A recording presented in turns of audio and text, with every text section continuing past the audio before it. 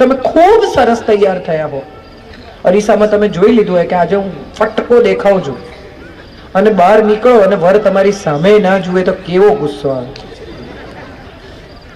સીધી અપેક્ષા હોય કે તમારી સામે જુએ ને કે અરે જોરદાર લાગે. કે તમને ક્યાં કોઈની જરૂર છે? તમે તો અરીસામાં જોઈ લીધું છે. મજાની વાત એ છે કે આપણને સૌને એકમેક પાસેથી અપેક્ષા છે, અને એ વાત આપણે સ્વીકારતા નથી. સૌથી પહેલા તો ચાલો સ્વીકારીએ કે આપણને અપેક્ષા છે. અપેક્ષા જ નહીં રાખવાની, આવું બધું કોણ શીખવાડે? અને બધા એવું, મેં હવે બસ બધા પાસેથી અપેક્ષા છોડી દીધી છે. શેને માટે છોડી દીધી છે? તમે ઘરમાં રહો છો, 2 ટાઈમ ડાઇનિંગ ટેબલ પર ભેગા જમો છો. Let's live happily, let's smile at each other, let's hug each other, let's say that I love you, I can't live without you. કેટલી ટૂંકી જિંદગીમાં કેટલા વાંધા વચકા, અને એટલી ટૂંકી જિંદગીમાં આનંદની ક્ષણો કેટલી. કોઈએ આજ સુધી આમ ફોટો પડાયો ના, બધા ફોટા હસતા છે. કેમ? કારણ શું? પ્લીઝ ટેલ મી. કારણ કે તમે સારી ક્ષણોને ભીતે લટકાવવા માંગો છો. સ્મૃતિ તો મધુર જ હોવી જોઈએ એવું આપણે ક્યાંક માનીએ છીએ. લગ્નના ફોટામાં એકબીજા સામે જોતા ન હોય, આમ છટક મગજ એવા ફોટા પાડે. ગમે એટલો ગુસ્સો હોય એનિવર્સરીના દિવસે, ઉપર ભલે લડ્યા હોય પણ નીચે કેક કાપવા આવે ત્યારે બધા હસીને ફોટા પડાવે. હા કે ના? Sorry, correct. તો એનો અર્થ એ થયો કે ફોટા તો આપણને હસતા જ જોઈએ છે, કારણ કે એ તો સ્મૃતિ છે, રહી જવાની છે, આ ફ્રીઝ થવાની છે, આ કાયમ રહેવાની છે. તો પછી મનની સ્મૃતિ ફ્રીઝ જે કરો છો એમાં કેમ આનંદ નથી? એમાં કેમ સુખ નથી? એમાં કેમ મજા નથી? એમાં કેમ કડવાશ? ગમવું તો બહુ સરળ બાબત છે. મને એવું લાગે છે કે ન ગમવા માટે બહુ મહેનત કરવી પડે. ગમવા માટે તો કંઈ કરવાનું જ નથી. તમે જેવા છો એવા સરળ, નમ્ર, સાલસ, વિવેકી, પ્રેમાળ વ્યક્ત થાઓ, એટલું જ કરવાનું છે. કેટલા બધા મારા મિત્રો, મેલ ફ્રેન્ડ્સ બધા એવું કે બૈરાને એવું ના કહેવાય, આઈ લવ યુ માથે ચડી જાય. ત્યારે હું હંમેશા એને કહું કે એકવાર કહી જો, માથે નહીં ચડે, ચરણમાં નમશે. એટલું જ સાંભળવું છે એને. તો સ્ત્રીને તમે એક ગજરો લાવીને આપો, એમાં એને જેટલી મજા આવે છે સરપ્રાઈઝમાં, એટલી એને નિશ્ચિત વાઉચર આપી દો, જાઓ કે ત્રિભુવન ઝવેરીમાંથી જઈને લઈ આવજો સોલિટેર. ના, મારો એક મિત્ર છે, દર વર્ષે એની પત્નીને વાઉચર આપે કે તને જે જોઈએ લઈ આવજો. તો 2-4 વર્ષ તું જઈને લઈ આવી, પછી 1 વર્ષ એને કહ્યું કે ચલ તું ચલ, મને વાઉચર નથી જોઈતું, મને તારું જો આમ બધું. એટલે 2 જણા ગયા ઝવેરીની દુકાને. આ ભાઈને ગમે, બેનને ન ગમે, ને બેનને ગમે, ભાઈને ન ગમે. 1.5 કલાક મગજમારી કરીને બંને જણા કઈ ખરીદ્યા વગર બહાર નીકળી ગયા. ત્યારે મને એવો સવાલ, એને જયારે સ્ટોરી અમને કહી એની એનિવર્સરી પર, ત્યારે મને એક એવો સવાલ થયો કે કદાચ એને એમ કહ્યું કે તમે જે ખરીદો એ મને તો, તમને હું સાથે એટલા માટે જ લાવી છું કે હું તમારી પસંદનું ખરીદવા માંગુ છું. તો કદાચ એ સ્મૃતિ કેટલી સુંદર, કેટલી મહેકતી, કેટલી અદ્ભુત હોત. કેટલી બધી પત્નીઓ એવી હોય કે જે એમ કે આ તો બહારગામ કેટલું ફરે ને બધે જાય, મારા માટે કશું લાવે નહીં. માંડ એક દિવસ પતિ એમ હમ કરીને, હિંમત કરીને સાડીની દુકાને જાય, સરસ સાડી લઈ આવે, પેક કરાવે, તમને આપે, અને ખોલીને કે ગ્રીન, હું ક્યાં પહેર્યું છે? પતિ ગયું. જીવનમાં બીજી વખત એ હિંમત નહીં કરે. તમે નિશ્ચિત કરી લીધું કે ફરી તો આ નહીં જ કરતા. એને બદલે તમે એમ કહો કે ગ્રીન, વાવ મારી પાસે ગ્રીન કલર નથી. હા, આટલો જ ફેર છે. આપણે બાપની બૈરી કહીએ છીએ કોઈને ઓળખાણ કરાવતી વખતે કે અમારા બાપની બૈરી છે, મળો. સમજાય નહીં કે શું સંબંધ છે? સમજાય ને? હું એમ કહું કે મારા બાપની બૈરી છે તો ખ્યાલ આવે ને કે કોણ છે? હા કે ના? આવે જ ને. બાપની બૈરી કોણ હોય? માં હોય. પણ તમે એવું કહો છો કે અમારા બાપની બૈરી છે, તમે એમ કહો છો મારી માં છે. સારા શબ્દોમાં સ્નેહથી અભિવ્યક્ત થતા શીખી જઈએ તો હું માનું છું એકબીજાને ગમવું સરળ થઈ જાય. આપણે બધા ઝંખીએ છીએ પ્રેમ, પણ આપતા નથી. ઝંખીએ છીએ આદર પણ આપતા નથી, જોઈએ છે સન્માન પણ આપતા નથી, કોઈને પગે લાગવામાં, કોઈને નમવામાં, કોઈના વખાણ કરવામાં, ખોટા નહીં, પણ તમે ખરેખર કશું પામ્યા હો તો એ વાતને સહેજ સ્વીકારવામાં આપણને શું નડે છે? તો એનો જવાબ છે આપણો અહંકાર. હમણાંથી હું જોઉં છું કે લગ્નો થાય, હજી તો આલ્બમ ના આવ્યું હોય લગ્નનું, કેટરરના બિલ ના ચૂકવાયા હોય અને દીકરી પાછી આવે, શું થાય? તો કે નથી ફાવતું. અને એમના ઝઘડા, એમના કારણો તમે સાંભળો તો તમને એમ થાય કે આ બાબતે કોઈ ઝઘડી શકે? એટલું બાલિશ, એટલું સમજ વગરનું. અને ત્યારે એમ થાય કે આ અહંકાર જ છે, બીજું કંઈ નથી. મારે સૌને કહેવું છે કે અસ્તિત્વનો આદર કરો, અસ્તિત્વનું ગૌરવ કરો, પણ અસ્તિત્વનો અહંકાર ના કરો. કારણ કે સૌથી મોટું તો પરમ તત્વ છે, જેણે આપણને બધાને સર્જ્યા છે, કોઈ કારણસર બે જણાને ભેગા કર્યા છે. મારી એક બેનપણી હમણાં મને SMS મોકલેલો, બહુ ઇન્ટરેસ્ટિંગ, કે જોડીઓ સ્વર્ગમાં બને છે. લોકો કહે છે ને marriages are made in heaven, અને મર્યા પછી સ્વર્ગમાં જ જાય છે. તો પૃથ્વી પર શું કામ આવે છે? ઝઘડવા? ઇન્ટરેસ્ટિંગ SMS છે, મને ગમી ગયો કે વાત તો સાચી છે. પૃથ્વી પર શું કામ આવે છે? ઝઘડવા? ના, પ્રેમ કરવા, એકમેકને સપોર્ટ કરવા.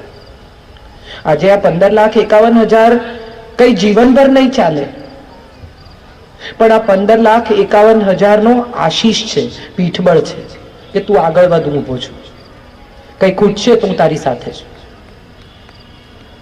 15 લાખ રૂપિયામાં શું થવાનું છે આજના જમાના? પણ આ એક નાનકડું સરસ જેસ્ચર છે, એવું કહેવાનું કે હું છું ને, તું તારે કર. કેટલા બધા પતિઓ ભયાનક મહેનત કરે યુવાનીના દિવસોમાં, રાત દિવસ જોયા વગર કામ કરે, અને ત્યારે દરેક વખતે એમ કે હું તો મારા પરિવાર માટે કરું છું. હું તમને બધાને એનો પુરાવો આપું, તમે માની જશો. એક લેગિંગ લેવાનું હોય ને તો 4 સ્ત્રીઓ જાય, હા કે ના?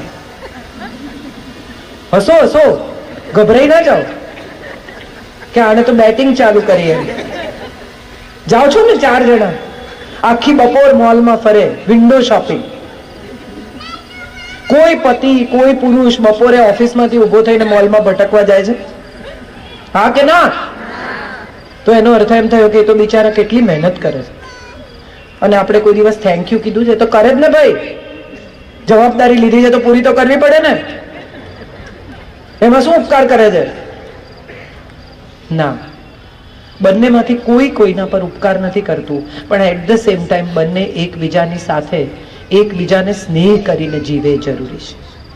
સંતાનો સાથે, ટીનેજના બાળકો સાથે હું જોઉં છું, મમ્મી આખો વખત પોલીસ થઈને વર્તે છે. ક્યાં જાય છે? કોણ છે? કેમ? ફોન કેમ લોક રાખે છે? કેમ આમ કરે છે?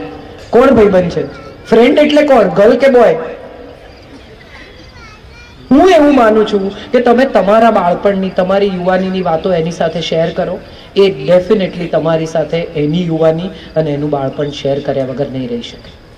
એ તમારા અસ્તિત્વનો હિસ્સો છે, તમે જન્મ આપ્યો છે, તમે વાલ કર્યું છે, તમે મોટા કર્યા છે. તમે શા માટે એની સાથે તમારું દિલ ખોલીને વાત નથી કરતા? તમારા મોટા ભાગના ઘરોમાં, આપણા ઘરોમાં સંવાદ નથી થતો, સૂચના આપીએ છીએ. નાઈ લે, ખાઈ લે, બેગ પેક કર, સ્કૂલે જા, આવી જા, બૂટ કાઢ. બચ્ચું બિચારું સ્કૂલેથી આવ્યું હોય, એકદમ એને એક્સાઇટમેન્ટ, મમ્મી મમ્મી, પેલા બૂટ કાઢ, ત્યાં મૂક. ફરી બૂટ કાઢીને બિચારું આવે, મમ્મી મમ્મી, બૂટ કાઢ. મોજા આવી રીતે ફેંકાય? ઉપાડ. ફરી આવે, મમ્મી મમ્મી, હાથ પગ ધો, ખાઈ લે, પછી હું સાંભળું છું. ત્યાં સુધી તો એક્સાઇટમેન્ટ પૂરું થઈ ગયું, હવે એને નથી કહેવું, જાઓ. સાંભળી લો ને, ભલે બૂટ પહેરીને ઘરમાં ફરે તમારી જોડે 2 મિનિટ. એ એક્સાઇટમેન્ટ જે એને તમારી સાથે શેર કર્યું હશે ને, એ એના જીવનની સ્મૃતિ છે, પેલા ફોટા જેવી. કે મેં આવીને મમ્મીને કહ્યું ને પછી mummy was so excited. That is what your child wants. આપણે સમય નથી આપતા, વસ્તુઓ આપીએ છીએ બાળકને. એની અવેજીમાં નવો ફોન, નવી વસ્તુઓ, નવા નવા રમકડા. કેમ? તો કે મારી પાસે ટાઈમ નથી. તું તારો ટાઈમ આની જોડે પાસ કર. કેટલી મમ્મીઓ વાર્તા કહે છે. હવે તો મોબાઈલ ચાલુ કરી દે છે, વાર્તાઓ રેડીમેડ તમને મોબાઈલ પર મળે છે. પંચતંત્રની વાર્તાઓ, આ વાર્તા, પેલી વાર્તા, સિન્ડ્રેલા. ત્યારે મારે દરેક માને એવું કહેવું છે કે વાર્તા જેવો સંવાદ તમારા સંતાન સાથે બીજો કોઈ નથી. Every day tell a story to your child, a moral of the story and something that brings your child to in conversation with you. We do not converse.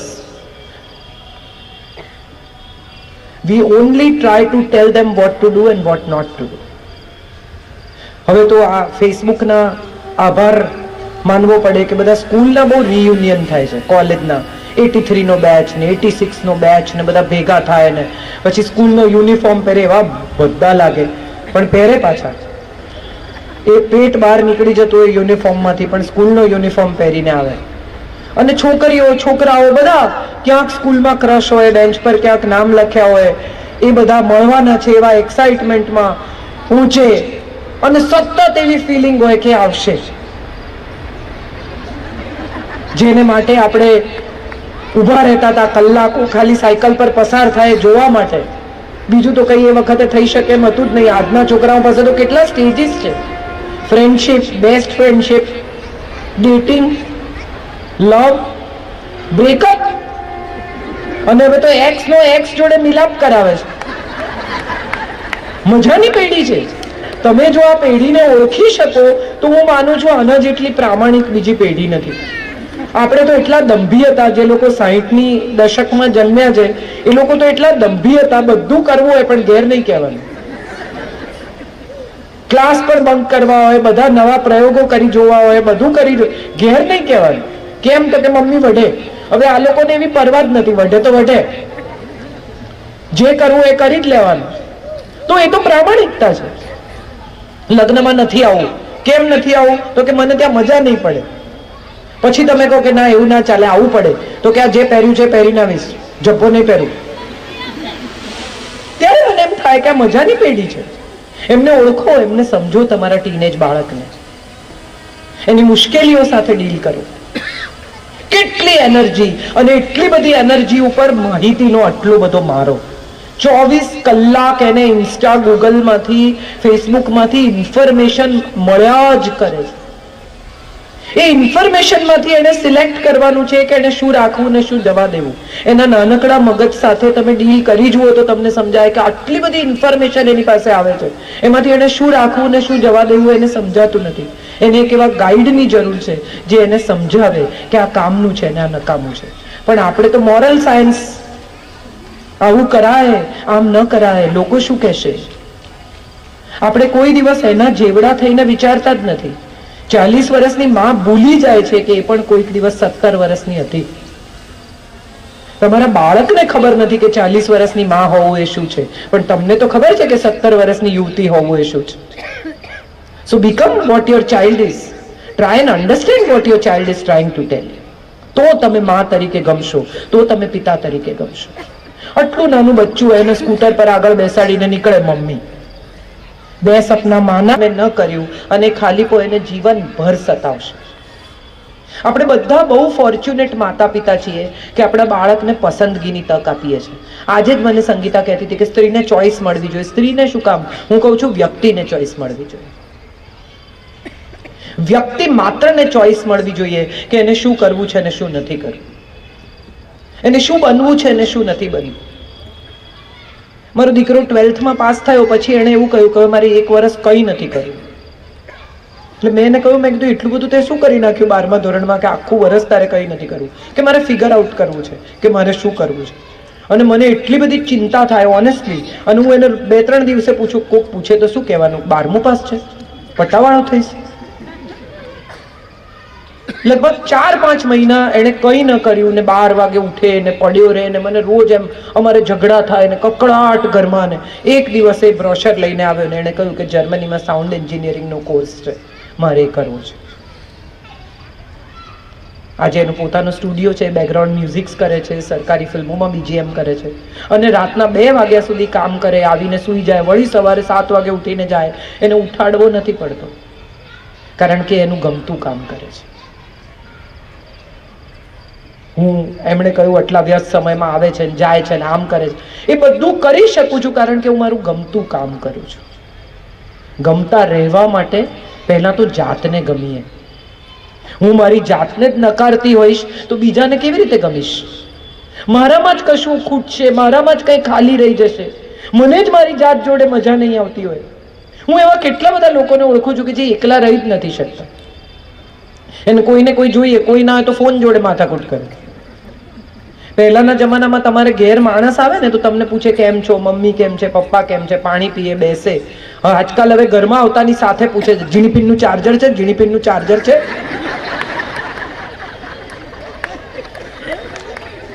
આમ જાણે એનો શ્વાસ ઓક્સિજનનો બાટલો છે, ઓક્સિજનનો બાટલો છે એવું મને તો સંભળાય છે. 2 કલાક ફોન તમે આ પડ્યો જ છે મારો ફોન, હું નથી અડતી તો કોણ શું અટકી પડી?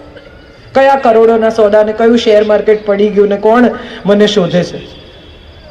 મેં એવા કેટલા લોકોને જોયા છે કે આમ ફોન ત્યાં વાગતો હોય ને તો લગભગ દોડીને ઉપાડી લે. આખો દિવસ વોટ્સએપ ઉપર. તમે માનો છો કે નથી માનતા, જાણો છો કે નથી જાણતા, એવી પરવા કર્યા વગર ફોરવર્ડ બધું. આ દુખાવાથી આમ થાય ને, વરિયાળી ખાવાથી વજન ઉતરે ને, જીરું પીવાથી આમ થાય ને, સવારે મધ ને જીરું પીજો ને પછી તમે પૂછો તમે પીઓ છો કે ના હું નથી પીતો, તો મને શું કામ મોકલ્યું? પહેલા જાતે પીઓ, તમારું વજન ઉતરે તો કોકને કહેજો. પણ આપણે બધા જ આવા થઈ ગયા છીએ. સ્વિટ્ઝરલેન્ડની કેબલ કારમાં પતિ પત્ની સંતાનો સાથે જતા હોય તો બધા વ્યસ્ત છે ફોટા પાડવામાં, આસપાસ આલ્પ્સનું સૌંદર્ય નથી જોતા. કેમ? તો કે હમણાં સાંજે નીચે ઉતરીએ એવા પહેલા ફેસબુક પર અપલોડ, અને જોઈ લેવાનું કે કોણે લાઈક આપી છે અને કોણે નથી આપી, પછી એનોય વારો આવશે. હમણાં થોડા વખત પહેલા હું હૈદરાબાદથી એક પ્રોગ્રામથી પાછી આવતી હતી. પ્રોગ્રામમાં મોડું થઈ ગયું એટલે સાડી મેં એરપોર્ટ બદલી. એટલે હું એરપોર્ટ પર સાડી બદલતી હતી તો બાથરૂમમાં વિમેન્સ બાથરૂમમાં એક બહેને મને પૂછ્યું કે ફોટો પાડું? એટલે મેં એમને કહ્યું એકદમ બાથરૂમમાં હોય બેન, આપણે બહાર 5 મિનિટ ઊભા રહો. કેટલો મારી પાસે ટાઈમ નથી, મને કહે છે મારી ફ્લાઇટ છે. મેં કીધું તો રહેવા દો. તો મને કે હું તમને ફેસબુક પર જોઈ લઈશ, I C you on Facebook. ભલે એમ કરજો, હું લખી દઈશ કે તમે તોછડા છો. મેં કીધું વેરી ગુડ, તમે પ્લીઝ લખજો, અને સાથે એ પણ લખજો કે તમે બાથરૂમમાં ફોટો પાડવાની જીદ કરી જેની મેં ના પાડી. નથી આવું થઈ શકતું આપણાથી. આપણા આગ્રહો, દુરાગ્રહો, પૂર્વગ્રહો, હઠાગ્રહો આ બધા નડે છે. બાકી ઉપર મંગળ ને બુધ ને ગુરુ તમને કાંઈ નડતા નથી, એ એની જગ્યાએ ફરે છે. ક્યાં તમને નડે છે મને કહો? સવારે ઉઠીને મંગળ જે નરી આંખે દેખાતો નથી એ તમને ફોકસ કરે કે ભાઈ આજે તમારો વારો છે? હોય કોઈ દિવસ લાગે છે? એક સેકન્ડ માટે પણ લોજિક ગળે ઉતરે છે? સવારે ઉઠીને બધા રાશિ ભવિષ્ય વાંચે છે આજકાલ. હું કેટલાય લોકોને ઓળખું છું સવારે ઉઠીને રત ને નય ને પઠણ ને. મને બધાને પૂછવું છે કે કૃષ્ણ જો વાંચે સવારે તો એમાં લખ્યું હોય કે આજે તમારા હાથે સગાનો વધ થવાનો છે, સાવધ રહેજો. હા કે ના? કંસને મળવા જાય એ દિવસે જો એ રાશિ ભવિષ્ય વાંચે તો શું લખ્યું હોય કે આજે તમારા હાથે સગાનો વધ થશે, સાવધ રહેજો. બરાબર? આવું ભવિષ્ય હોવું જોઈએ ને આઈડિયલી. હા કે ના? અને કંસ વાંચે તો શું લખ્યું હોય કે સગું વધ કરશે, સાચવજો. પણ એવું હતું નથી. કૃષ્ણ પણ ક અને કંસ પણ ક, તો રાશિ તો સેમ છે પણ ભવિષ્ય સેમ નથી. કેમ? દશેરાના દિવસે રામ લખે તો લખ્યું હોય વિજય થશે, ને રાવણ વાંચે તો પરાજય થશે. તો રત રાશિ તો બેવની સેમ જ છે, તો કેમ સેમ નથી? નહીં વાંચતા આવું બધું. એમને એટલી જગ્યા ભરવાની હોય છે. 15-20 દિવસ વાંચશો ને તો ખબર પડશે કે 4મી તારીખે લખ્યું હતું ને એ 24મીએ રિપીટ થયું છે.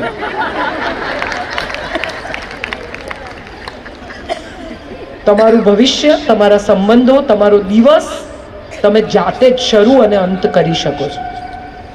ઉઠતાની સાથે સરસ સ્માઇલ કરો, ઘરના લોકો સાથે આનંદથી વાત કરો. સવારના પરમાં દિવેલ પીધું એવું મોઢું કરીને નીચે ના આવો અથવા બહાર ના નીકળો. કેમ લાઈટો ચાલુ છે? અરે કહો કે જરા લાઈટ બંધ કરો, સવાર પડી ગઈ છે, કોઈ પંખો કરો, બસ પછી તો રાશિ ભવિષ્યની ક્યાં જરૂર છે? તમને ખબર જ છે તમારો દિવસ કેવો જવાનો છે, તમે જ ચાલુ કર્યો છે, હવે એવો જ જશે જેવો તમે શરૂ કર્યો છે. ચામાં ખાંડ ભૂલી ગઈ લાગે છે, અંદરથી જવાબ આવે નાખી લો. તમને નથી આવડતું તો તને શેને માટે રાખી છે? બસ પછી તો દિવસ ખબર જ છે, રાશિ ભવિષ્યની ક્યાં જરૂર છે? મારે સૌને કહેવું છે કે માણસની 4 વસ્તુ છે ને એ માણસ માટે અગત્યની છે: વાણી, વર્તન, વિચાર અને વ્યવહાર. આ 4 સ્તંભ ઉપર તમારા આખા ગમવા અને નહીં ગમવાનો આધાર છે. તમે જે બોલો છો એ તમારા વિચારમાંથી પ્રગટ થાય છે, તમારા વિચાર જે છે એ તમારા વ્યવહારમાંથી પ્રગટ થાય છે, અને તમે જે વર્તન કરો છો એ તમારા વ્યક્તિત્વમાંથી બહાર નીકળે છે. અને મારે સૌને કહેવું છે કે કોઈ ન જોતું હોય ને ત્યારે તમે જે વર્તો છો ને એ તમારું સાચું વ્યક્તિત્વ. બધા અહીંયા હોય એટલે તો હું સારી જ રીતે વર્તું, તમારી સામે તમારે ડાયા જ દેખાવું પડે, પણ કોઈ ન હોય ત્યારે હું થૂકું છું રસ્તા પર, કચરો ફેંકું છું રસ્તા પર, ગાળો બોલું છું, ખરાબ રીતે વર્તું છું, તો એ મારું સાચું વ્યક્તિત્વ. કોઈ ન જોતું હોય ત્યારે જે તમે છો ને એ તમારું ચારિત્ર છે, આવું કાયમ યાદ રાખજો. મારે એક સરસ વાર્તા કહેવી છે તમને બધાને. એક નાનકડું બાળક એક પેટ શોપમાં જાય છે, પાલતુ પ્રાણીઓની દુકાનમાં. નાનકડો છોકરો છે અને જઈને કહે છે કે મારી પાસે $100 છે, મને એક નાનું પપી ખરીદવું છે. પેટ શોપ વાળો કહે છે કે $150 છે પપી તો બેટા. એ લોકો કહે છે કંઈ વાંધો નહીં, તો પછી હું ફરી ક્યારેક આવીશ, પણ આજે મારો બર્થડે હતો ને એટલે મને થયું કે હું આજે મારી જાતને પપી ગિફ્ટ કરું એક ફ્રેન્ડ.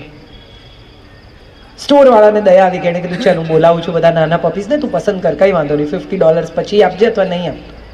એણે તરત એના માણસને કહ્યું, બધા નવા જન્મેલા તાજા રૂના ગાભા જેવા સરસ મજાના બધા જાડિયા પાડિયા પપ્પી આવ્યા, એમાં એક બિચારું છેલ્લે આવ્યું, ખોડંગ હતું. બાકીના બધા દોડતા દોડતા આવ્યા અને પેલું પાછળ ધીરે ધીરે આવ્યું. પેલા છોકરાએ એને ઉપાડી લીધું કે મને આ જોઈએ છે. તો પેલા પેટ શોપ વાળાએ કહ્યું કે બેટા એવું કંઈ નહીં, તારી પાસે ઓછા પૈસા છે એટલે તારે આવું લેવું પડે.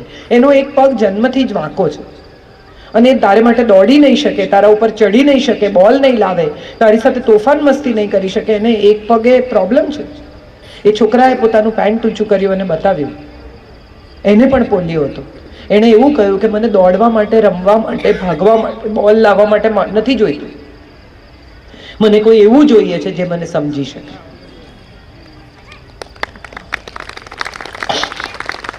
આપણે શેને માટે સંબંધમાં પ્રવેશ્યા છીએ એ તો તમારી જાતને પૂછો. સપ્તપદીના 7 વચન અહીંયા કેટલા લોકો પરણેલા છે? હું પણ. એમાં શું, હાથ ઊંચો કરો, ગભરાવા જેવું કંઈ નથી. કેટલા લોકો વિધિસર પરણેલા છે?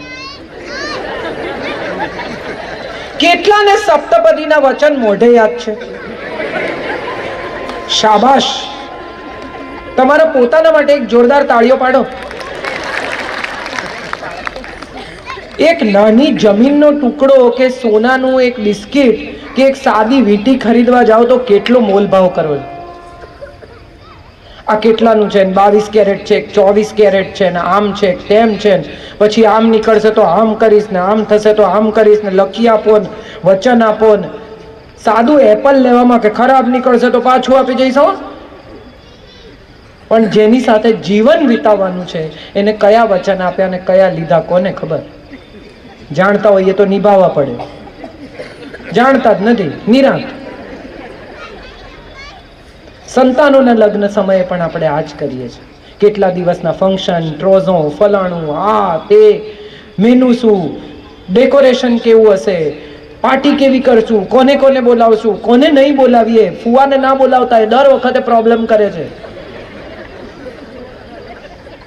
પણ સંતાનને બેસાડીને 1 કલાક એવું કહેતા નથી કે લગ્નની રિંગ જેટલી નાની છે ને જવાબદારી એટલી જ મોટી છે. વેડિંગ અને મેરેજમાં ફેર છે. વેડિંગ સેલિબ્રેશન છે અને મેરેજ રિસ્પોન્સિબિલિટી છે. આ કોણ શીખવશે નવી પેઢીને? આપણે જ તો શીખવીશું. અને મને એવું લાગે છે કે જે પરિવાર આ સમજી શકે છે, જે પરિવાર આ સમજાવી શકે છે, એ પરિવાર ક્યારેય એકબીજા પ્રત્યે અણગમો જન્મી શકતો નથી. એવા પરિવાર સંવાદ હશે તો કદી વિવાદ નહીં થાય. નહીં ગમતું હોય તો કહેવાનું. આપણે બધા જ નહીં ગમતી વાતને બહુ જ મનમાં ભરી રાખીએ છીએ, પછી એક દિવસ કુકરની સીટી ફાટે અને એ દિવસે એવી વાતમાં ઝઘડીએ કે સામેના માણસને એમ થાય કે આમાં તો કોઈ ઝઘડે, ગાંડા છો. પણ આ તો કેટલા દિવસની ક્યુમ્યુલેટિવ ઇફેક્ટ છે. ન કીધું, ન કીધું, ન કીધું, ન કીધું, એને બદલે શાંતિથી એક દિવસ કહી દો કે તમારા મિત્રો આવે છે ને તમે મારી મજાક ઉડાવો છો ને બધી સિદ્ધાર્થ રાંદેરિયા ટાઈપની જોક મારીને, મને નથી ગમતું. પ્લીઝ ફરી એવું ના કરતા. આઈ એમ શ્યોર એ સમજશે. કદાચ પહેલા શરૂઆતમાં અકળાય પણ એને એ વાત ચોક્કસ સમજાશે. તમે એનિવર્સરી એ ભૂલી જાય છે એ બાબતે ગુસ્સે છો, આગલે દિવસે કહી દો કે કાલે એનિવર્સરી છે. હું કહું છું ભેટ મળવાનો ચાન્સ રહે, એને ટાઈમ રહે ને ખરીદવાનો. તમે રાતે 10 વાગે એનિવર્સરીના દિવસે એને કહો મને ખબર જ હતી તું ભૂલી જઈશ, તો હવે તો ઝઘડવા સિવાય કશું રહ્યું જ નથી. એમણે કહ્યું પિક્ચર એકલા જુએ છે. એ વાત મારે કહીને મારી વાત પૂરી કરવી છે. હું પિક્ચર એટલા માટે એકલી જોઉં છું કારણ કે સંજય કોઈ દિવસ સમયસર આવતો નથી. 7:30ના શોમાં એ 7:45 ઘેર આવે, પછી અમે 15 મિનિટ ઝઘડીએ, પછી નીકળીએ, ત્યાં સુધીમાં ઇન્ટરવલનો ટાઈમ થઈ જાય. એટલે અમે એવું નક્કી કર્યું મેં કે તારી ટિકિટ તું રાખ ને મારી હું રાખું ને આપણે પિક્ચર જોઈએ. પછી થોડા દિવસમાં એકવાર એવું થયું કે એવું ચાલ્યું, એ વ્યવસ્થા થોડો દિવસ સચવાઈ. પછી એકવાર એવું થયું કે મારી બાજુમાં એક સાવ સેન્ડવિચ વેચતો કે બૂટ પોલિશ કરતી ટાઈપનો છોકરો આવીને બેસી ગયો. મેં કીધું આ ટિકિટ તારી પાસે ક્યાંથી આવી? કે મારી પાસે છે. બતાવી ટિકિટ. ત્યાં સંજયભાઈ આવ્યા ડોરકીપરને લઈને, લાઇટ લઈને, બધા ડિસ્ટર્બ કે મારી પડી ગઈ છે. ત્યારથી મેં નક્કી કર્યું કે આ બધું કરવા લાયક નથી. આપણને ફિલ્મ જોવાનો શોખ છે, મને ખુશ કરવા મારી સાથે આવે છે તો આપણે રહેવા જ દો. કારણ કે આમે સામે જ જોવાનું છે, બાજુમાં કોણ બેઠું છે તો ખબર જ નથી. એ હોય કે ન હોય શું ફેર પડે? તમારો આનંદ શોધતા શીખી જાઓ, કોઈને નડ્યા વગર. આપણે બધા એવું માનીને ચાલીએ છીએ કે આપણને સુખી બીજી જ વ્યક્તિ કરી શકશે. પણ મારે સૌને કહેવું છે કે જેની પાસેથી સુખની અપેક્ષા રાખો છો ને એને તમે દુઃખી કરવાનો અધિકાર પણ આપી જ દો છો. તમારું સુખ તમારું પોતાનું છે. તમે સરસ રસોઈ કરી અને સુંદર ગાર્નિશ કરી ત્યાં સુધી એ તમારા હાથમાં હતી. હવે એને ખાઈને શું રિએક્ટ કર્યું એ કંટ્રોલ કરવા જશો ને તો બહુ દુઃખી થશે. હું કહું એવું એ રિએક્ટ કરે તો એવું એ નહીં કરે, આ નક્કી છે. એ વાત જે દિવસે તમે સમજી જશો ને એ દિવસે તમારાથી સુખી અને તમારાથી વધુ ગમી જાય એવી વ્યક્તિ બીજી કોઈ નથી. તમે આનંદથી બનાવ્યું, તમે આનંદથી સજાવ્યું, તમે આનંદથી આપ્યું. દાખલા તરીકે કોઈ ભેટ આપી કોઈને, પછી તમે એમ કહો કે પેલું જોયું. હવે જો એ તમને એમ કે આ જોયું પણ સેટ ટાઈટ છે તો તમને નહીં ગમે. એણે સત્ય જ કહ્યું કે ભાઈ મને થવાનું નથી, તમે જે ટી શર્ટ આપ્યું છે એ તમને ગમ્યું નહીં. તમારી અપેક્ષા એવી હતી કે એણે એમ કહેવું જોઈએ કે આ વિશ્વનું ઉત્તમ ટી શર્ટ છે, આ છેલ્લો પીસ જગતમાં બચ્યો તો જે તું મારા માટે લઈ આવી અને હું જીવનભર ઋણી રહીશ, તારા ચરણમાં રહીશ આ એક ટી શર્ટ માટે. પણ એવું તો એણે કીધું નહીં. તમારી અપેક્ષા તો એટલી બધી હતી. ત્યાંથી થયો પ્રોબ્લેમ શરૂ. તમારી અપેક્ષા પૂરી ના થઈ. હવે તમને થશે કે મેં એમ કહ્યું કે અપેક્ષા રાખવી. અપેક્ષા સ્નેહની રાખવી, કાળજીની રાખવી, વાલની રાખવી, વખાણની ન રાખવી.